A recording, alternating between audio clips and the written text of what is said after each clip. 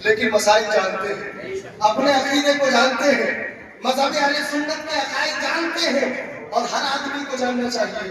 اس لیے یہ ہمارا رائٹ ہے کہ ہم اہل سنت و جماعت ہیں تو ہمیں اپنے عقائد معلوم ہونا چاہیے۔ جب ہمیں عقائد معلوم ہوں گے تو کوئی بدعقیدہ ہمیں گمراہ نہیں کر سکتا، کوئی ہمیں بہکا نہیں سکتا۔ میں بتاؤں کیسے نہیں بہکا سکتا؟ ایک عالم دین راستے سے جا رہا ہے، اب سب سے بڑا کام بہکانے کا کس کا ہے؟ شیطان کا۔ کس کا؟ سب سے بڑا کام اگر سب سے زیادہ بہکاتا ہے تو وہ ہے شیطان۔ کون ہے؟ شیطان۔ ایک عالم کے پاس آیا اور آ کر کے کہنے لگا ذرا یہ بتاؤ کہ یہ چھوٹی سی شیشی ہے، کیا اللہ تعالیٰ اس میں پوری دنیا سما سکتا ہے؟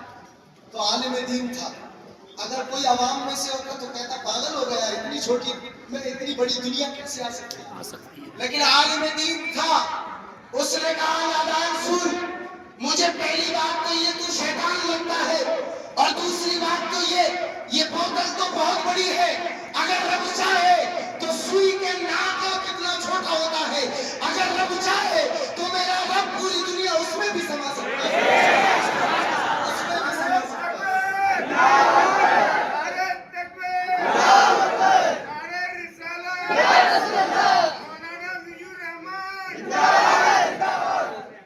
ماشاءاللہ، اللہ انہیں سلامت رکھے، سب کو سلامت رکھے۔ قرآن کریم حضور نے فرمایا خیرکم من تعلم القرآن وعلمہ، تم میں بہتر وہ ہے جو قرآن سیکھے اور دوسروں کو سکھائے۔ تو دینی تعلیم ضروری ہے، دینی تعلیم۔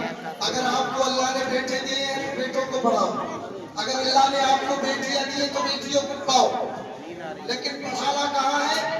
پڑھانا صرف اہل سنت و جماعت میں۔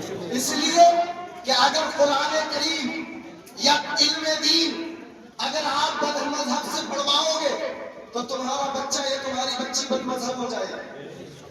اگر وہی قرآن کسی قادیانی سے پڑھواؤ گے تو تم قادیانی ہو جاؤ گے۔ قرآن ایک ہی ہے، 6666 آیتیں ہیں، اگر کسی رافضی سے پڑھواؤ گے تو تمہارا بچہ رافضی ہوگا، اگر دیوبندی وہابی سے پڑھواؤ گے تو تمہارا بچہ دیوبندی وہابی ہوگا۔ لیکن یہی قرآن اگر تم عاشق رسول سے پڑھواؤ گے تو تمہارا بچہ عاشق رسول بنتا ہوا عاشق رسول بنے گا۔ اور اعلیٰ حضرت نے یہی کیا۔